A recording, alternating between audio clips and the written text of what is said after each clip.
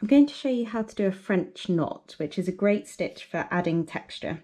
So bring your needle up where you're going to want to put your French knot.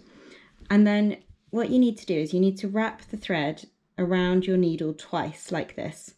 And you're going to put your needle back down the same hole pretty much that you brought your needle out of in the first place.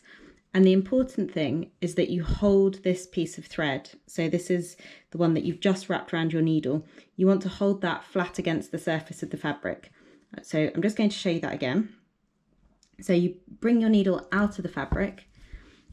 If you wrap your thread round the needle twice, and you're going to put the needle back in very, very close to that first hole, if not the same hole, and you want to hold the thread that you've just wrapped around on the surface of the fabric. And as you do that, just pull your needle through slowly and just let go of that thread at the last possible second. And as you can see, that creates a little knot on the surface of your fabric. I'll just show you one more. They can be quite tricky to get the hang of. Once you know what you're doing, they're such a useful little stitch.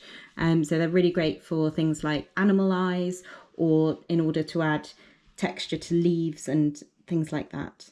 So needle up, and then bring your thread round that needle twice. Put the needle back down the same hole, and just once again hold this thread against the fabric and then pull through slowly.